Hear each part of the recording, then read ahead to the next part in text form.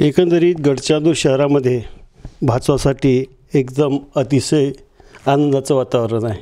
प्रामुख्यानं म्हटलं तर आरोग्याच्या दृष्टिकोनाचा विचार केला तर इथं प्रदूषणाची मोठी समस्या आहे। ती आम्ही प्रामुख्यानं सोडण्याचा प्रयत्न करू। यापूर्वीसुद्धा आम्ही अनेकदा प्रयत्न केले, काही प्रमाणात कमी जास्त होत असते, परंतु यापुढे आम्ही सुद्धा जर सत्तेत बसलो तर कायमचा तो प्रश्न सोडण्याचा प्रयत्न करू। ते स्वतः BJP समजून घेतात, परंतु या ठिकाणी आपण बघितलं तर मागील लोकसभा असो का विधानसभा हो, त्यांनी ते सर्व बंडखोरीत काम केलेलं आहे। ती सर्व माहिती वरिष्ठाकडे असल्यामुळे त्यांना कदाचित त्या उमेदवारीपासून त्यांना नाकारलं असेल, पण आजही जे सच्चे जे प्रामाणिक जे BJPचे कार्यकर्ते असो पदाधिकारी आजही आमच्या पाठीशी आहे। ठिकाणी भरपूरसे पॅनल उभे झालेले आहे, नाही का। आता काही लोकांचे विड्रॉलसुद्धा घेईल, काही पॅनल असू शकते, परंतु मला असं वाटते का शेवटी काँग्रेस BJP दोनच वातावरण चाललेलं या ठिकाणी। बाकी अपक्षाला कुठल्याही लोक दाद देणार नाही, कारण शेवटी लोकांना विकास हवा आणि अपक्ष हा व्यक्ती निधी आणणे किंवा बाकी काही जे समस्या सोडवण्याचा प्रयत्न करेल त्यांच्यापाशी कुठले राजकीय बळ नसतात। कारण आपल्या शेतकरी संघटनेचे सन्माननीय माजी आमदार ॲडव्होकेट वामनराव चटप साहेबांनी त्यांनी जे उमेदवार दिला त्या उमेदवाराला पर एक आरोप केला होता का बोगस मतदान केलं, त्यांना अटक करा, त्यांना तत्काळ कारवाई करा बा। आता नुकतेच काही दिवसातच ते त्यांचे उमेदवार बनलेले आहे। त्याच्यामुळे हा प्रश्न जर समजा त्या उमेदवाराला किंवा ते साहेबांना जर विचारलं तर फार छान होईल। नगरपरिषदा नगरपंचायतच्या निवडणुका लागलेल्या आहेत आणि एकंदरीत निवडणुकीचं बिगुल प्रत्येक ठिकाणी वाजते आहे।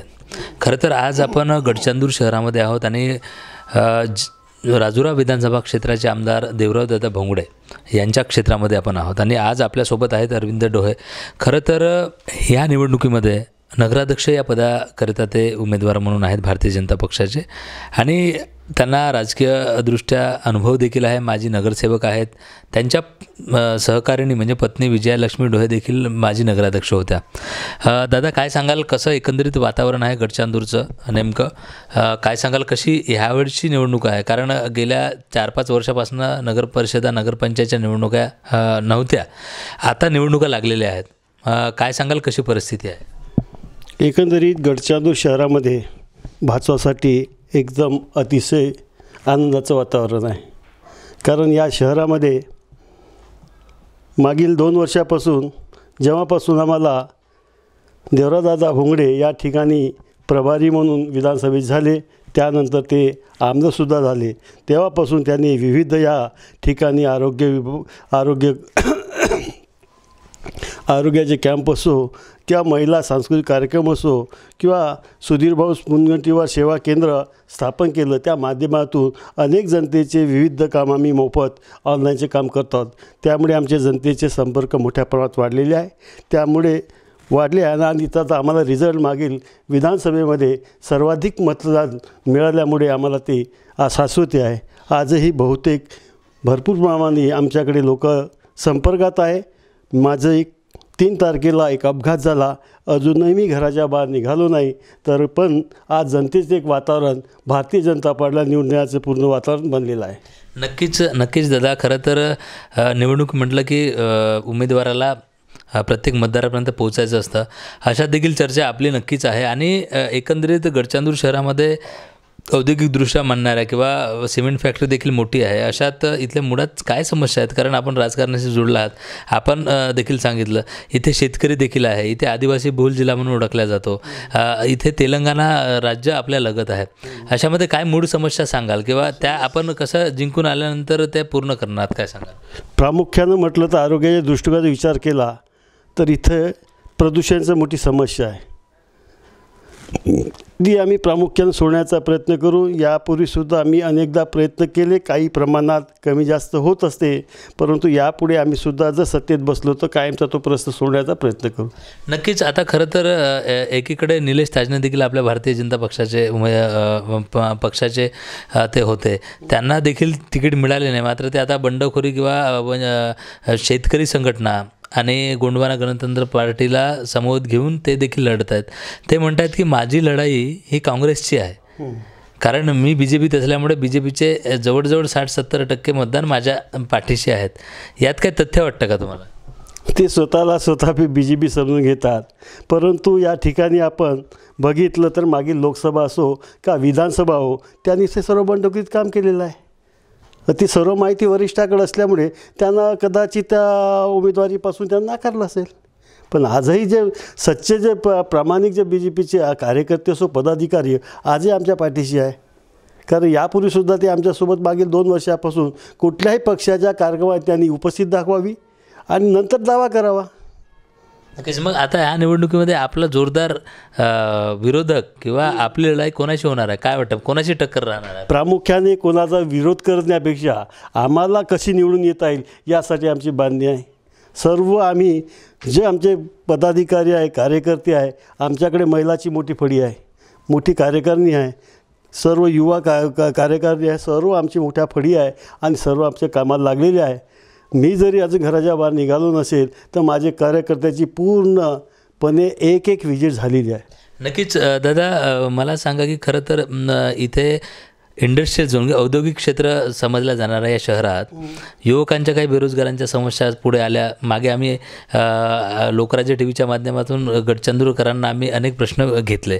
यात बसस्थानकाचा मुद्दा होता, शुद्ध पाणी पिण्याचा मुद्दा असेल, मग रस्त्यांचा प्रश्न असेल, महिलांसाठी रोजगाराच्या हेतूने प्रश्न असतील किंवा शासकीय योजनांच्या माध्यमातून अनेक जे शासकीय योजना आहेत त्यामधल्या ज्या त्रुटी आहेत, शेतकऱ्यांचे काही प्रश्न आहेत, अशा प्रश्नांना घेऊन अनेक लोक पुढे आले होते. ह्या समस्या काय अजूनही टिकलेल्या आहेत की यासाठी आपण काय मार्गक्रमण करत आहात विकासाच्या दृष्टीने? तुम्ही जो प्रश्न केला आहे का बसस्थानकासाठी मुळातच आपल्याला जागा नव्हती, परंतु आमचे सन्माननीय आमदार देवराजदादा भोंगडे यांनी आम्हाला जागेचे पूर्ण रेकॉर्ड आपल्या महामंडळाच्या नावानं झालेलं आहे. त्यात मागे पुढे निधी घेऊन तिथं जे सुसज्ज एक बसस्थानक बनवण्याचा त्यांचा हेतू आहे. आमची चर्चासुद्धा झालेली आहे. तर तो बसस्थानकाचा कायमचा प्रश्न मार्गी लागणार आहे. नक्कीच. मी या मुलाखतीत शेवट जाताना असं म्हणेल की जवळजवळ 20 उमेदवारांची फौज घेऊन आज मैदानात आपण लढत आहात. खरी रंगत कशी असणार आहे? कारण स्थानिक स्वराज्य संस्थांच्या निवडणुकांमध्ये मतदारांची खरी ओळख आपल्याला असते. गेल्या अनेक वर्षापासून आपण माजी नगरसेवक आहात, आपल्याला नक्कीच राजकारणाचा अनुभव आहे. कसं वाटतंय, कोण खरा उमेदवार असेल आणि विजयानंतर मतदारांना शेवट काय आवाहन करणार आहात? आता या ठिकाणी भरपूरसे पॅनल उभे झालेले आहे, नाही का? आता काही लोकांचे विड्रॉलसुद्धा घेईल, काही पॅनल असू शकते.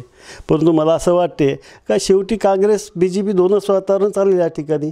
बाकी अपक्षाला कुठल्याही लोक दाद देणार नाही, कारण शेवटी लोकांना विकास हवा आणि अपक्ष हा व्यक्ती निधी आणणे किंवा बाकी काही जे समस्या सोडवण्याचा प्रयत्न करेल त्यांच्यापाशी कुठले राजकीय बळ नसतात. त्यामुळे शेवट जे राजुरा नगर परिषदेमध्ये काँग्रेसची शेतकरी संघटनेची युती झालेली आहे, मात्र तेच गडचंद्रमध्ये पाहायला मिळत नाही आणि काँग्रेसला सोडून ती चक्क अपक्ष म्हणजे गणतंत्र पार्टीशी जुडलेलं आहे. याच्यावर देखील मतदार हसतायत. म्हणजे ही नेमकं काय वाटतं, म्हणजे ही राजकीय जी भूमिका आहे याच्यात आपण काय सांगा? थोडं हा प्रश्न जर त्यांना विचारलं बरं होईल. कारण आपल्या शेतकरी संघटनेचे सन्माननीय माजी आमदार ॲडव्होकेट वामनराव चटप साहेबांनी त्यांनी जे उमेदवार दिला त्या उमेदवाराला वर एक आरोप केला होता की बोगस मतदान केलं, त्यांना अटक करा, त्यांना तत्काळ कारवाई करा बा. आता नुकतेच काही दिवसातच ते त्यांचे उमेदवार बनलेले आहे. त्याच्यामुळे हा प्रश्न जर समजा त्या उमेदवाराला किंवा ते साहेबांना जर विचारलं तर फार छान होईल. नक्कीच. आता आपण भारतीय जनता पक्षाचे नगराध्यक्ष पदाचे उमेदवार आहात. आता इथल्या मतदारांना किंवा इथल्या नागरिकांना काय आव्हान करणार? मी तर एवढं आवाहन करील का जर आम्हाला पूर्णपणे सत्ता जर दिली तर या ठिकाणचे जे प्रदूषणचा विषय असो किंवा या ठिकाणचं सौंदर्यीकरण, ओपन प्लेस सौंदर्यीकरण असो, या ठिकाणी येणारे आता पाणी टंचाई होऊ शकते, वाढीव पाणी पुरवठा योजना असो किंवा इतर एक स्विमिंग पूल असो किंवा अभ्यासिका असो, हे सारे जे प्रश्न आहेत, रोड नाली वगैरे, हे प्रश्न सोडण्याचा प्रयत्न करील. नक्कीच.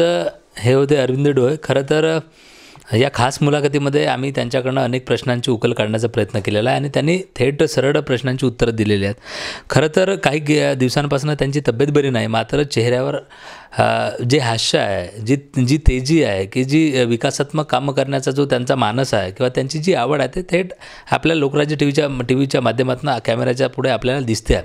खरं तर इथले स्थानिकांचे मुद्दे असतील, मग ते बसस्टँड असतील किंवा युवकांसाठी रोजगाराची संधी असेल किंवा स्वच्छतेचा प्रश्न असेल किंवा पर्यावरणाचा प्रश्न असेल, या सगळ्या प्रश्नांना त्यांनी हात घातलेला आहे.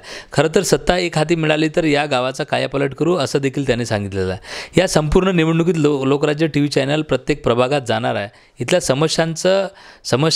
इथल्या ज्या समस्या आहेत ते जाणून घेण्याचं काम करणार आहे आणि अशा बड्या नेत्यांना त्या प्रश्नांची उकल करण्यासाठी आम्ही त्यांच्यापर्यंत पोहोचणार आणि जनसामान्यांचे प्रश्न सुटावेत यासाठी लोकराज्य टीव्ही चॅनल नेहमी तत्पर आहे.